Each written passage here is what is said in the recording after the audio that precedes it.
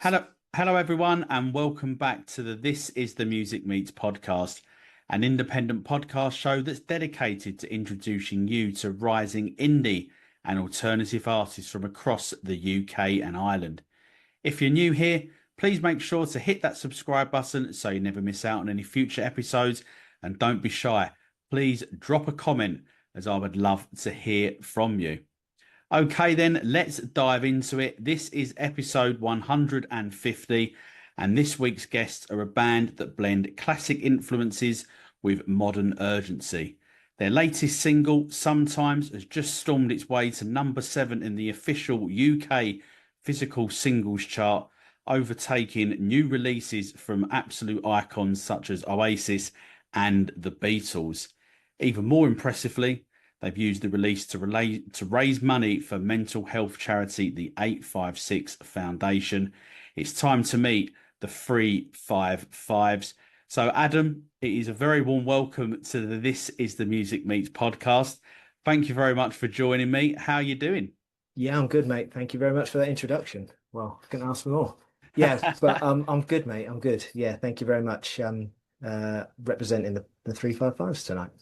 Brilliant, great stuff. Well, I'm looking forward to this, and I've been watching your journey really well from really since that the first release that you put out, Jig a Jig Out. Yeah, back in So it is November of great. 23. Yeah. Yeah, long. It seems a long time ago, but when you think about it, it probably wasn't actually in a weird way. Like, No. I mean, it's been a bit of a whirlwind, to be honest with you. I mean, it all started out as, if I'm honest, us wanting to do a bit of a bucket list thing, sort of, right, you know. I don't know if you know the story of back when we went to Rockfield, with regards to how we met. So in essence, Craig, who's in the band, he messaged me out of the blue because we were going to an Oasis experience at Rockfield, right. and said, look, they've had this event before, but there's a chance that a few of us could play a few songs and, in the style of Oasis so that people can get an experience of what it was like being in the studio. So, of course, being a massive Oasis fan, just jumped at the chance. Yeah. A friend of mine, Bert, who's also in the band, we'd just sort of reconnected after a few years of sort of not really having much contact, just through work and family, Mhm. etc. And he said, right, I want to get involved in this. So he came along and played bass.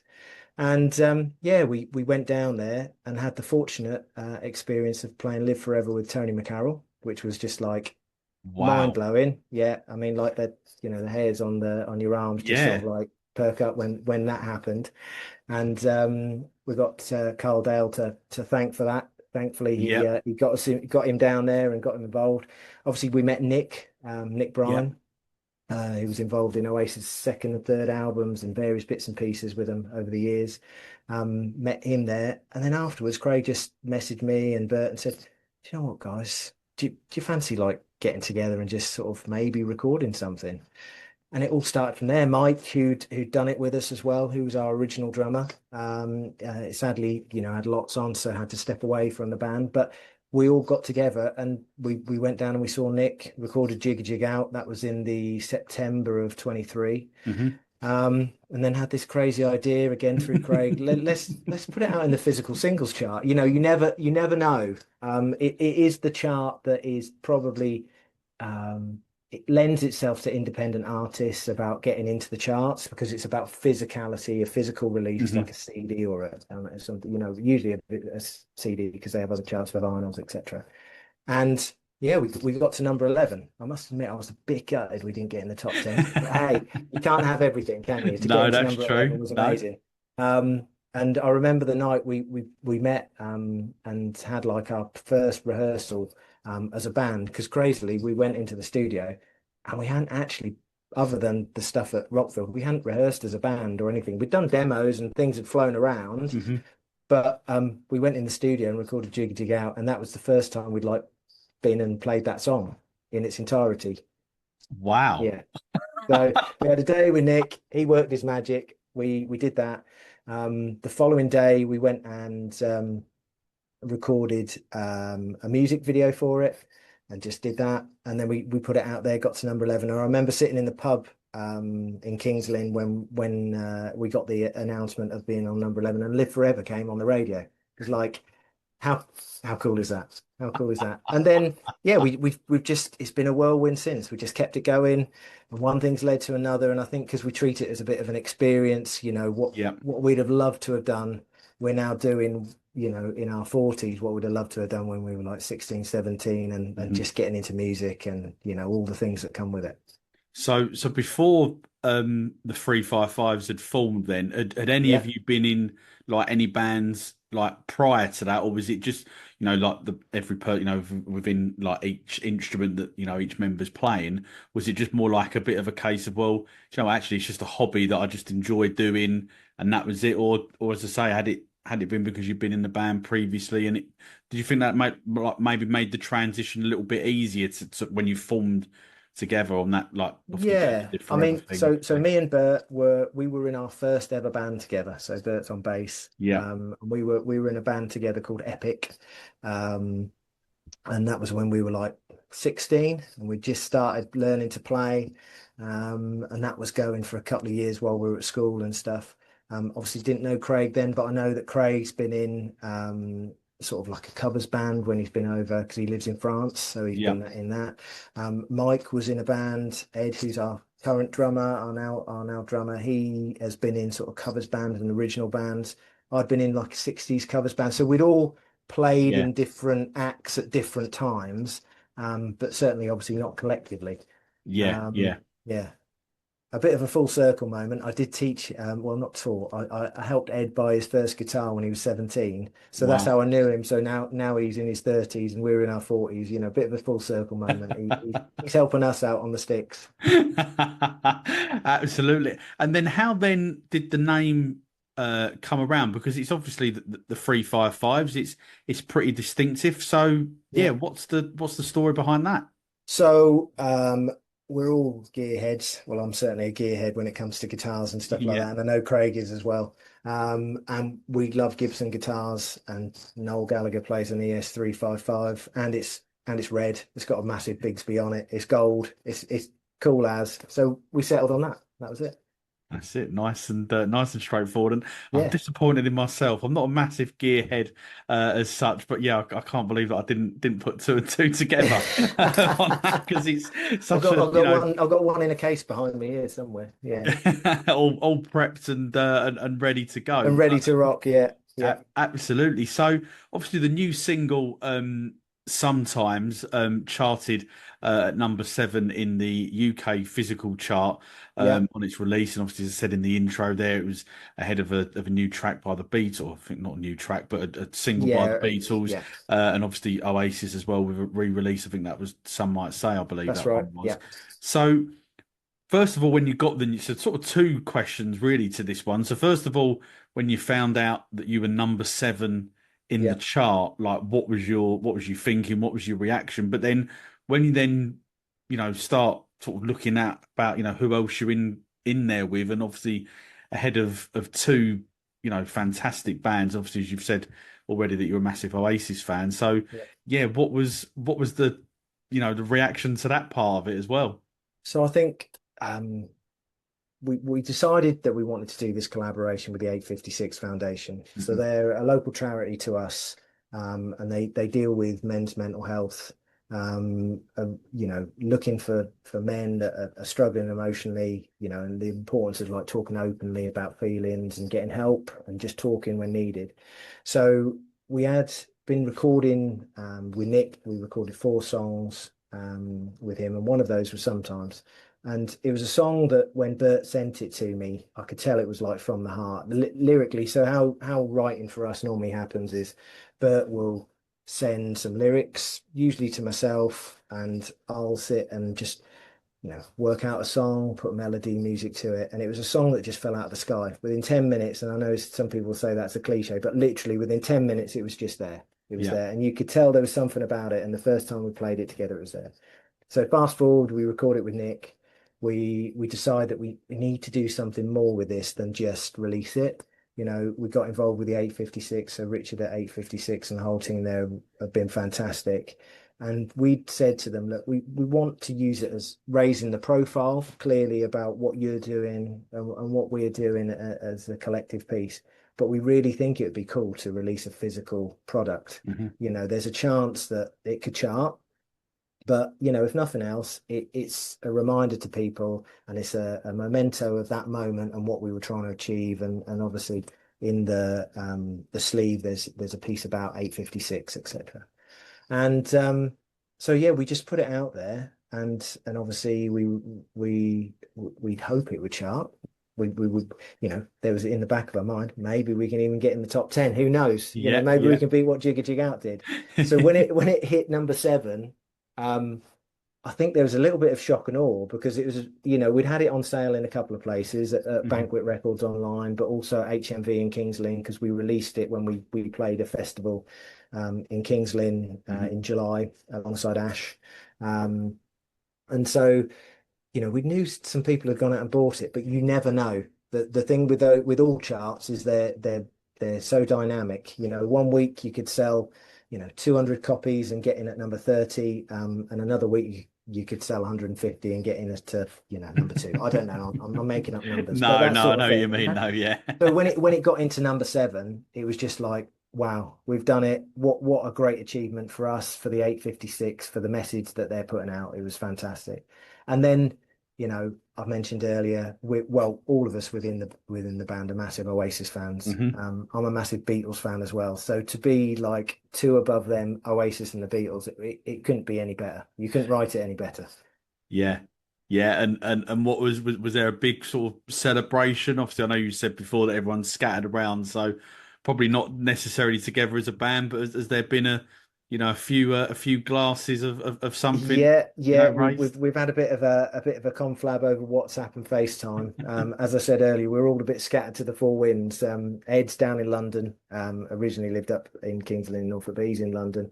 Me and Bert are this way in Norfolk. And Craig's over in France. So we get together for rehearsals and for gigs, but when it comes to things like that and celebrating, it was WhatsApp and FaceTime all the way. Brilliant, great stuff, and obviously with like, for just forgetting about the chart success just for a minute, but obviously the song feels sort of like quite emotionally charged. So Yeah. obviously you've mentioned there with the with the mental health aspect with the 856 Foundation. So was that kind of the message that you obviously wanted to try and get across, essentially, as you were just saying there about raising awareness for obviously such an important topic? Yeah, 100%. Yeah, I mean, like I said, from the moment Bert sent those lyrics, I knew that they were coming from a real experience and emotion. Hmm. And anyone who listens to the song will get that as well. And it was just like, you know what, this needs to be broader. This needs to be linked to someone who's trying to do a real good thing, for mental health in general. I mean, obviously they at 856 focus on men's mental health, but mental health in general. Hmm. So yeah, it's really an emotionally charged set of lyrics. And I think it just echoes the message about getting men to talk and people to talk and open up, and that line, "It's better late than ever," is the one, really. Yeah, yeah, absolutely, definitely, and obviously with the recording of Sometimes, you obviously reconnected with Nick Bryan. Yeah, Obviously worked with him, as we mentioned before, yeah. on the Jigga Jig Out debut EP. So what was it like working with someone like him? Obviously he's worked with some amazing artists, obviously Oasis, Stone Roses. He's got Ash as well on his CV. So Yeah, yeah, how was that experience like for you? Obviously, having done a couple of things with him now. yeah. I mean, Nick's magic. I mean, he's just really cool. He's just really down to earth and really cool. I remember the first time I met him, you're a bit in awe, because you're like, oh, it's Nick Bryan. It's Nick Bryan, and but he's just really down to earth, and he really brought the best out of us.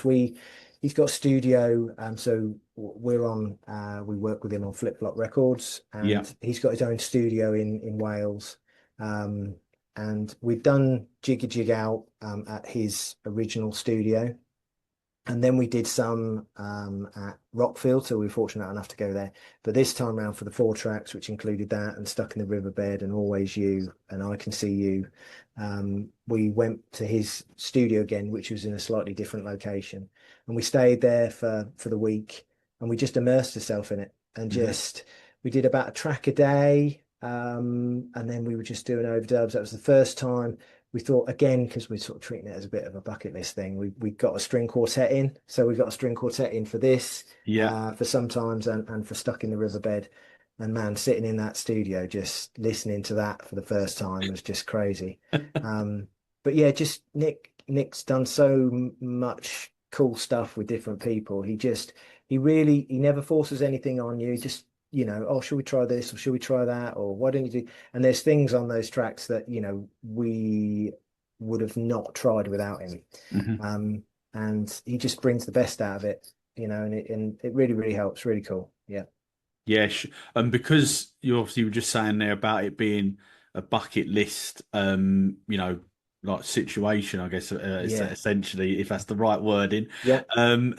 You obviously were quite open to any sort of advice or maybe like recommendations that Nick was coming up with.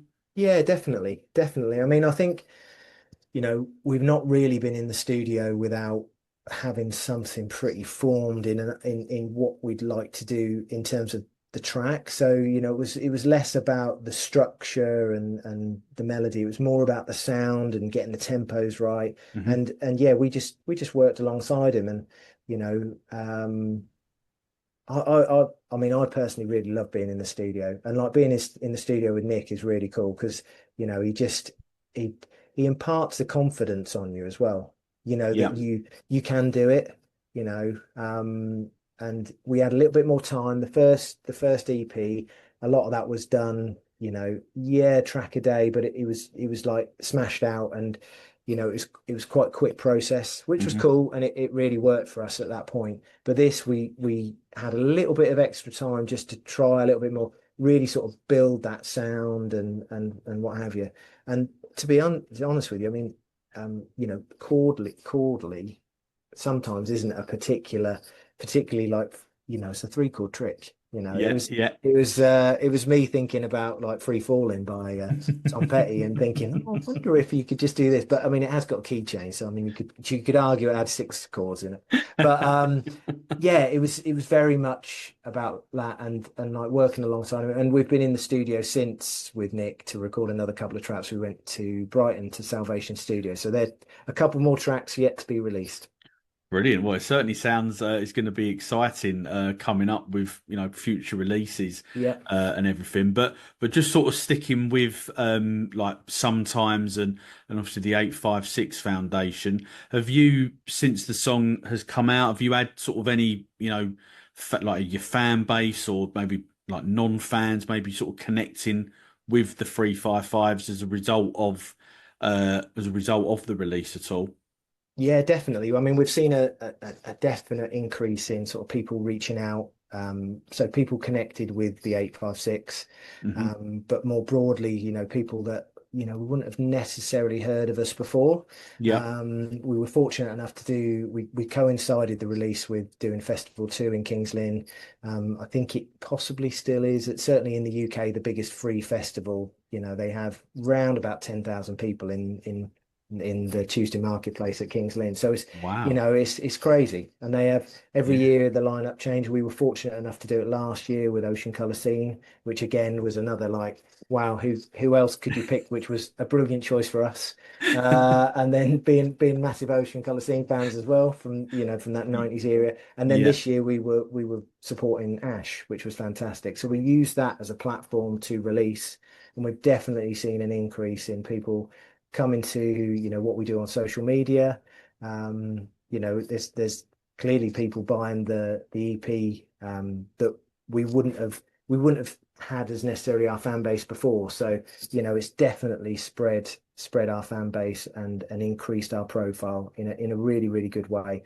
And I'm glad that it's doing, and I know it's doing the same for the 856 as well, because they're seeing an increase. Something that they haven't done before. They do a lot of sport related activity, so this is the first music related activity that they've done. Right. Okay, well, that's great. So it's obviously been a really sort of like worthwhile Yeah, collaboration then, really, yeah. like for both of you then. And a bit of a shout out. We thankfully, thanks to some Songbird, we were played on Radio X with John Kennedy Exposure. So I mean, I suppose that's just an example of like it's just raising that profile. It's gone Yeah, up a step. definitely. So we're just enjoying it for what it is and just taking it all in and just, I think sometimes when you chase it, it doesn't feel like it's coming, but we're trying to just, soak up that experience of it. Hmm. We're at a different stage in our life. We're all got day jobs. We all enjoy, of course we're almost reliving what we'd love to have done when we were 15, 16, 17, getting into music and going out and playing gigs, etc. But we're getting to do that and seeing, our songs out there for the people. And I think that's, the crux of it is like, just getting people to enjoy what you're putting out as a set of songs is fantastic. There's nothing that beats that. Yeah, yeah, definitely. And I have to say, yeah, I know how you feel with the day job situation. It kind of gets in the way, doesn't it, Yeah, it really? does. Yeah, it does. Yeah. Yeah. I mean, I have got a few people at work who, we have a quick conversation about how things are going with the band and music and that because we're all of the same sort of age and into the Right. same sort of music. So, yeah, thankfully, it sort of makes that side of it pretty cool. Yeah, yeah, definitely. Yeah. And just going back to the first release that you put out, obviously the 355s, obviously the Jigger Jig Out EP, which obviously we did touch on a little bit earlier on, but obviously it peaked at number 11 in the UK physical charts, which I think is fair to say is a huge statement Yeah. for a new band, first release, as I say. So what kind of like then did hitting that milestone mean to you at the band? Because, say, first release, I mean, did you have any ambitions that it might go anywhere like after that, irrespective of how it had done, or did that sort of like make you think, do you know what? Actually, us together in a room, it actually works, and there's the result. Yeah, I mean, I think so. Just stepping back from that a little bit, when Craig sort of had got us all together and said, "Look, should we do something with this?" We we, we didn't have any songs. We didn't have anything. Yeah. Bert and I used to write a little bit together when we were younger, but I hadn't really written anything in years. I'm not sure Craig had particularly. We've all probably messed around on a guitar. Hmm. Um, so we didn't actually have anything, and literally it was like uh, a tap had been opened. The next thing you know, we're sort of just getting demo after demo after demo together. Pretty. Some of them were just sort of raw on a voice note. Some of them were more formed on GarageBand or something like that. And I think that was the moment when we thought, you know what, actually we could do a little bit more because, dare I say it, these aren't shit. Yeah, no, well, they're definitely not. Pardon my French. You know what I mean? So like, they're actually like, I would listen to this, and I'm really proud. It's not just like four guys in a rehearsal room thinking, yeah, this is brilliant, but actually like no one else wants to listen to it. It was like it was different. You could feel it was different. And then we got into the studio with Nick, and that was when it hit. Like, you know what, this could definitely do something. Um, and then when we got number 11, it was just like, well, clearly people are listening to it, and all right, okay, I know a percentage of that's going to be family and friends and like, oh, well, let's just support them. But there was more than that, it was broader. Mm. Um, yeah, and it did elevate us. It took us to a point where we were like, you know what, if nothing else, we just want to keep doing this and see where it goes. And I think had it not done that, we might have just gone, oh, okay. All right. Well, we've done what we wanted to do. We've been in the studio with Nick Bryan. We've recorded some songs. We've been to Rockfield and recorded. Um, we want we've done it. We've released it in the charts. Okay, great. And we got to do some photography around that first time. So in terms of photography, we worked with um I've forgotten his name. He's going to murder me. Jenkins. It'll come to me. It'll come to me. Who did work with Prodigy and done Fat of the Land, and like the front imagery on that. Yeah, And Brian Cannon allowed us to have one of his images, which we've used on the front of Jigga Jig Out. yeah. And it was, you know, if nothing else, we would have said, oh, we're happy. But that definitely gave us that lift to go, you know what, let's carry it on and just see where it goes. Let's see where it goes. Yeah, yeah, sure. And Alex Jenkins, come Alex to me. Jenkins, there we go. Yeah, Alex Jenkins. Sorry, Alex, I do apologise. Brilliant. Well, there's so, this is like amazing listening to this story. Obviously, you mentioned, Nick, Yeah, Rockfield, obviously Tony McCarroll, Brian Cannon that you've just mentioned as well. I mean, all the connections with Oasis are obviously, this is amazing. Obviously, been a big fan as well myself. But just before we come on to the Noel Gallagher aspect of things as well, and just on that debut EP, because obviously there is, I think it's quite important to sort of say to people there are obviously different soundscapes yeah, going on definitely. within the It's quite release. eclectic. Yeah, yeah, Yeah, you've got kind of, Jigger Jig Out, kind of like a sort of fast-paced sort of rock and roll anthem, yeah, and then sort of Piss on My Party is sort of a bit more sort of punk yeah, sounding in many ways, and for me, I felt that you and I sort of had a little bit of a Beatley vibe, sort of yeah, especially in the second half yeah, definitely. of the track. So kind of like then obviously clearly there are influences that you've already said, Adam, that are massive on you. Yeah, But sort of how important then was it, do you think, for the 355s to have that different sort of variety to the music rather than it all just being, and that's not being disrespectful to anyone that does, yeah, because it does sound great, but just like it wasn't just another rock and roll anthem. There is some yeah. depth into there as well. Yeah, and I think, I think because we'd all come from slightly different backgrounds, influence wise, I mentioned myself, Oasis, Noel Gallagher, the Beatles, you've got Bert who's into like Joy Division and the Smiths, you've got Craig who's really into like the Sex Pistols and the Beatles and Ocean Colour Scene and bands like Mhm. that. I think, you know, and like for me personally, I always sort of think about the Beatles. If you think about the Beatles, they went, within their sort of 8 years to that they were recording effectively together, Mhm. 8, 9 years. They had such an eclectic set of songs, even on one album. They had styles, but they were also, themselves. I mean, you can go from Mother Nature's Son to Helter Skelter, etc. And so I think when we were all bringing things to the table, and so for me, Bert and I predominantly have brought the majority, but Craig certainly brings some stuff, Always You, which is on, has been released as separately, Yeah. Piss on a Party. They're tracks that he's brought and we've formed together with Always You and things like that. I think that eclectic nature is a really cool thing. I think it's nice to have a bit of a different vibe going on. Yeah, and it makes it interesting to play when you're on stage, and that's, Yeah. I think it's really cool, and then it's a bit for everyone. Yeah, yeah, sure, definitely. Okay.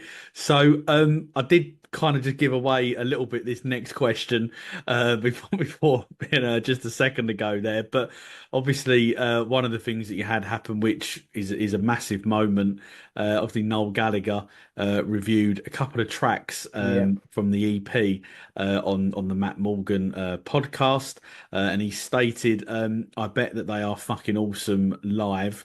yeah. I mean, just sum up when you heard that. I mean, and sort of just as well, sorry, before you sort of sum up what that sort of meant to you and maybe to the band as a whole. How did you get those songs, listened to and onto the podcast? What was the program? How did that Yeah. work? So both Craig and I are both listeners of the Matt Morgan podcast. And obviously, up until the Oasis announcement, he would regularly have Noel on the show. Hmm. And just out of the blue, I think he coaxed Noel into saying that he would, if some people sent some tracks in, he would review them. Right.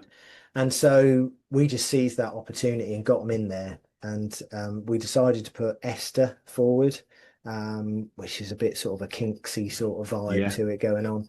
And Piss on a Pie, which is sort of a very sort of nod to the Sex Pistols, punky number. And wondering maybe he'll review one of them. Who knows? We didn't know what the format was going to be, whether they were going to just choose the top 10 and just do that. But he did it over two different podcasts and he reviewed both those tracks. And as you said, he said, look, I think they'll be fucking great live, and it was just class. I mean, the thing with Noel is he can be pretty scathing, right? Yeah, We all definitely. know Yeah. that he's definitely got a tongue, a viper tongue when he wants to. So it was a bit of that. Well, one of our idols is about to review what we're doing, but also, please don't let it be shit. Please don't let him absolutely slaughter us on the podcast. And thankfully he didn't, and it was very, very cool. And to have that is was a very cool moment.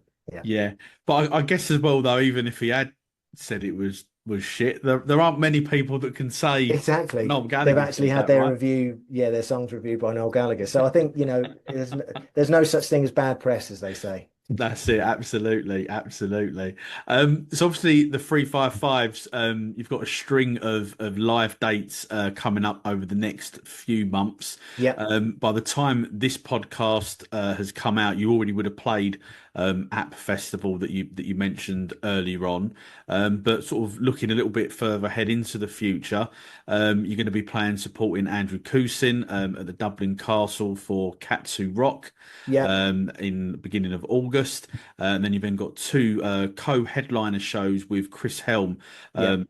on the 4th of October at Club Back in Cardiff. I hope I've pronounced that right. That's right. Yeah. And then a good few, that's a relief. And then before returning back to the Dublin Castle on the 17th of October, and we're going to put the ticket links for each of those shows in the episode bio. So do please go and check them out if you're in the area on any of those dates. So how excited are you to be getting back out on the road again? Yeah. I mean, we love, I mean, it's great being in the studio and sort of crafting that art of a song, but it's great when you can get out and get in front of people. So like you say, we're back out with Ash tomorrow actually. Yeah, So at Fest, and then to be working with Andrew Cushion is really cool because obviously he's done some stuff we know before. He's had a yeah, top 40 album release recently. I was lucky enough to go and see him on his recent tour down in Camden when he was playing there. So that's going to be really cool. And big shout out and thanks to Katsu Rock for Sarah and Luke for organising that and getting us on the bill. Yeah, that's really, really cool with Nick Diver as well. And Chris Helm again, it's that whole thing of like, working with people who we loved growing up. mm, Chris Helm with the Seahorses. I remember being 17, at the Cambridge Corn Exchange and other venues, just watching them, in the crowd. And now we're going to be playing alongside them, you know? It's really cool. Really cool. yeah, yeah. Sure. Again, I guess it's kind of like another sort of bucket list Yeah. kind of, and obviously, sort of, I don't know about the venue too much in Cardiff, but certainly, obviously, the one in Camden, Dublin Castle, again, another iconic Yeah. venue, especially in that sort of Britpop Yeah, sort of era definitely. that you mentioned. Yeah, definitely. And I think for us, just getting out and playing live with these people is just, it's fantastic. It's next level, and it's great. And it's great also when people come up afterwards and go, they've brought the EP or they get talking to you, and that's really cool as well. Just meeting the fans. Yeah, And I think that's the thing. When we first started out, we've had friends, family, some fans came along, and now we're starting to see some familiar faces popping along to different yeah, gigs, which is really cool. Really yeah. cool. Yeah, definitely. And that, as you mentioned there, Andrew Coulson, obviously fantastic Yeah. artist. And I believe I've got this right. There's also a Scottish artist coming down called Ben Walker. If Yeah, you so haven't, if you he's haven't, yeah he's done some stuff with Katsu Rock as well. Yeah, and obviously yeah, he's done some great stuff recently, and he's been working with Ocean Colour Scene and Cast as well on yeah, their stuff that they're doing out on tour with Oasis and that, which is really cool. yeah. I love Ben. Been following him for a good Yeah, few great years, and lad. Yeah, absolutely the best of the best, yeah. as they say. And kind of like then, what is it? Why should people come out and see the 355s on those live dates that we've just mentioned? What sort of show can they expect from you? So I think like classic songwriting, if you love classic songwriting songs, some big anthems, some sing-alongs, that's what we're about. we're not going to be jumping around the stage and, doing splits in Lycra or anything like that, but we're certainly going to give you a good rock and roll show. We've definitely got a big wall of sound as a four piece, but an eclectic mix as well. There'll be some acoustic tracks in there, but definitely a sing along. If you like great melodies and big anthems, then yeah, you'll get that from us. And a friendly face when you come up afterwards and have a chat. Brilliant, great stuff. Well, as I say, I'll put those links to the tickets in the episode bio. And as I said before, please do go down and support grassroots venues and rising bands, because it really is so important.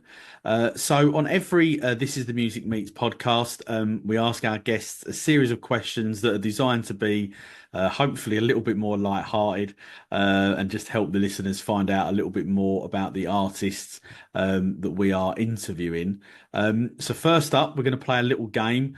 It's called Winner Stays On, a very, very original name. So basically, I'll give you the names of bands from the Britpop era, and effectively you just pick which one that you want to stay on, and I'll just fire Right. the next one at you. Okay. So first up, as I say, it's all Britpop feel. So first up, it's Blur v Verve. Verve. Verve, okie dokie. Verve v Cast. Cast. Oh, okay, right. I wasn't expecting that. Cast was the second gig I ever went to. I've got a real soft spot for Cast. Yeah. Fair enough, fair enough. And what was your first? Oasis at Nebworth. Oh, oh, wow. Yeah, yeah.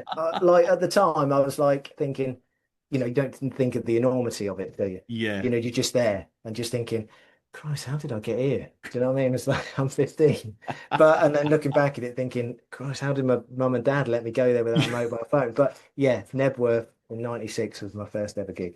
There you go. Wow, bloody blimey. Wow, that is impressive. So sorry, Cast, yeah, Cast v Supergrass. Cast, Oh. Cast v the Stone Roses. Cast, Oh, okay, right. Cast v Pulp. Cast, Oh, okay, wow, they're smashing it. Absolutely smashing it here. Cast v Suede. Cast. Okay, and this is the final one. I'm sure you can pretty much guess who I'm gonna guess, Cast are yeah. going to be Go up on. against. It's Cast v Oasis. Oh, I'll choose Oasis. Yeah.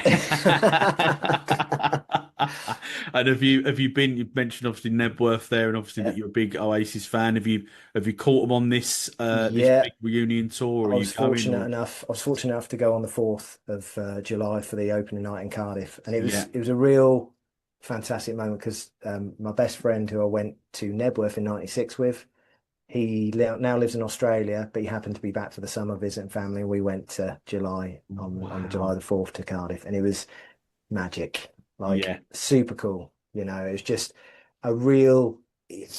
You know that they're great professionals. yeah, I mean, like we've seen Noel and Liam separately with members of the band. And the band, they're all true professionals, but you never quite know what it's going to be like when they all get together. But I can honestly say, I mean, I'd seen them quite a few times through their years. A mhm, first time in '96, and the last time I saw them was in 2009. That ill-fated year, but when they split up. And I honestly think they're better now than they were. In certainly within the last few years of their career. They're just smashing it. I mean, Noel's always been pretty solid all the way through. But to see him back on lead guitar, because he didn't do a lot of that when it no, was with High Flying Birds, particularly when Gem joined the band, he sort of parted that except for the big solos like Don't Look Back in Anger and such. But yeah, to see him back on lead guitar was really cool. See Bonehead back in, that was one mm, thing that when I went to Nebworth in 22 and saw Liam, I was really disappointed because I know he was ill, but it would have been brilliant to see Bonehead because obviously he was there. But it's great to see him on stage as well. And Liam's voice, I think, sounds as great as it did certainly early 2000s, late 90s. He's certainly reinvented that. He's mm, he's a professional. He he's put work into it, 100%, and he sounds great, and like the gigs sound great. The visuals are awesome, Yeah. as well. It really makes it as well. I think, and the vibe in the certainly when I went to Cardiff, it was a great vibe. So myself was there, Craig went as well. And actually Craig went with Nick on the Saturday. We went on the Oh, 5th. nice. Right. And Nick said, yeah, they sound amazing. So, it's great to see him, and I'd love to see him again, but I haven't got any other tickets. I was fortunate enough to get those opening night tickets. That was the one I wanted to go to, the moment they walk out Yeah. on stage. And that was the same for Craig. And who knows? I'm sure there'll be more gigs next year. I'm sure there will.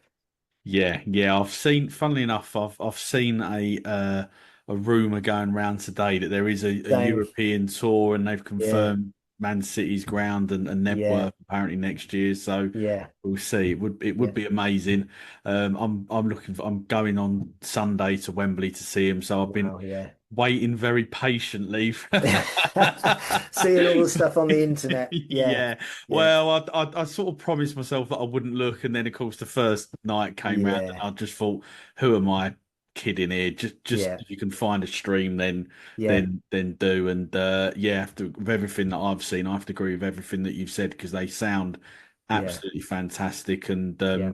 you know, it would be nice if they did carry on. I'm fortunate I've got a ticket, as I said, for Sunday, and then I'm going to go and see him at the last Wembley date as well. Wow, yeah, cool. So which I thought, oh, that not thinking until I saw all the rumours that would potentially be the last UK Yeah, show, but it looks like they're gonna maybe do some more. So it will be very interesting. yeah, Yeah, what they do actually decide to do. But yeah, yeah, can't definitely. wait I for it. think, I mean, obviously they knew that there was a big love for him with the ticket sales and stuff, but Yeah, they didn't, until they walked out on stage. And I have to say, like Noel's pretty sort of like, he doesn't show emotions yeah, necessarily, but he was definitely emotional that first night. That it was great to see in the audience a real eclectic mix.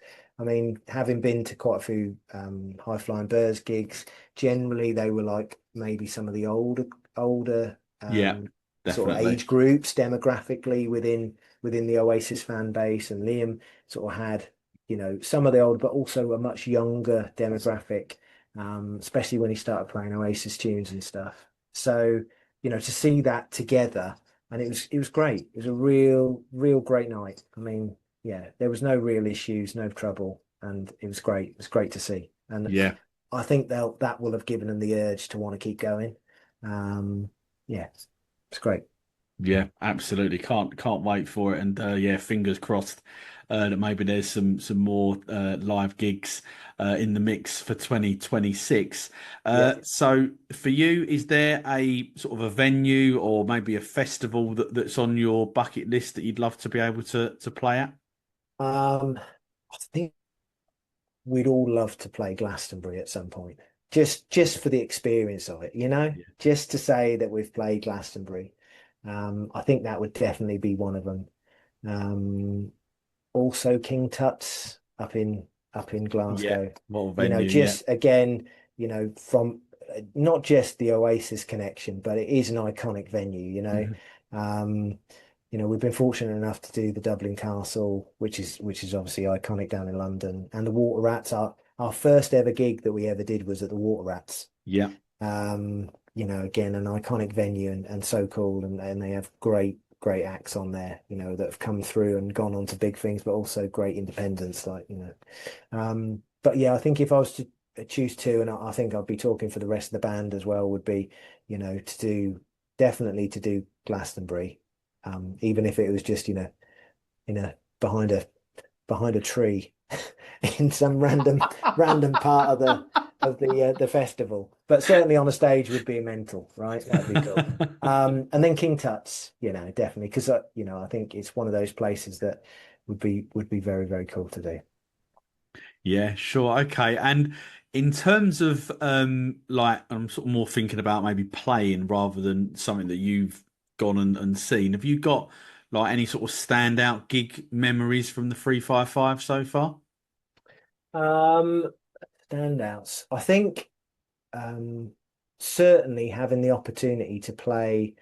festival too was a big thing. So it's not a well-known festival, but it's a big thing, and they get some decent acts. So like last year we had, Ocean Colour Scene, who we were supporting, so the opportunity to play with them and meet them, and Ash this year, that was a big thing for me and Bert particularly, and Ed, I think, because we were had the opportunity to play what we'd grown up seeing, Yeah. and in through the 90s they had some quite big, they like all the bands would come through there. I think at some point, obviously through the sort of late like early 2010s and stuff like that, when bands like Cast and the Blue Tones weren't seeing as much exposure as they are now, they were coming through, and we would see them come Yeah. through to that festival. So that was definitely a moment where we were like, this is really cool. um I think the opportunity to play on some bigger stages as well, that's we've had the opportunity to do some stuff. I mean, Huey Morgan was another one. So we played Yeah. with Huey Morgan in May of this year. That was down in Bristol at the O2 Academy, and that was really cool. I mean, Huey Morgan's a cool cat, right? Yeah. And so just to play alongside him was really cool. But to play in a venue, and again having the opportunity where people would come up afterwards and talk to us and stuff, that was really good. That was really good. So yeah, probably those. I mean, there's loads of really cool stuff that we've done. But yeah, they're probably two standouts, I think, at the moment. Yeah. Yeah, sure. Okay. So if someone has just discovered the 355s for the first time through the This Is the Music Meets podcast, what's the one thing that you would want them to know about the band? One thing we'd want to know about the band. I think that um, we're really passionate about music. We love what we do. We don't take it for granted. We love classic songwriting, and the art of it. And we just love having the opportunity to like meet different people. So, if people came to the gigs, then let's do that, listen to the songs. We'd love for people just to get on Spotify and see what we're all about. But yeah, just that, you know, we're just enjoying it, and we'd love them to enjoy it with us. Yeah, sure, Yeah. absolutely, definitely. Couldn't agree with you more there. More people that are enjoying it, the better.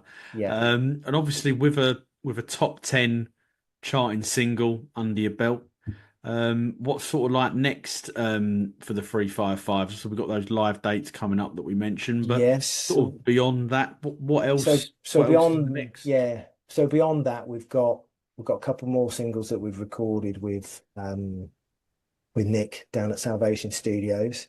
Um Without giving too much away, a bit of a spoiler alert, if you like some of the members of Noel Gallagher's High Flying Birds, then you perhaps need to listen to the next single when it comes out. We're not quite sure when it's going to come out yet, but yeah, a little bit of a spoiler there. But not Okay, giving well, too much I'm away. all for that sort of thing. So Yeah, yeah. So that would be really cool. We'd love to get back into the studio. So we've got a bit of time, obviously, um, post October, but in September, there's a chance that at some point we want to get back into the studio. And if I'm honest, sort of finish recording maybe another two or three tracks and pull together an album. We'd love to do that. Again, it's one of those things to hold an album, particularly that nowadays, vinyl's back, having Mm. a vinyl, having the sleeve and everything that goes with it in your hand is a really cool thing. So, we'd like to do these gigs, get some more gigs. We'd love to get out and do some more supports with some names.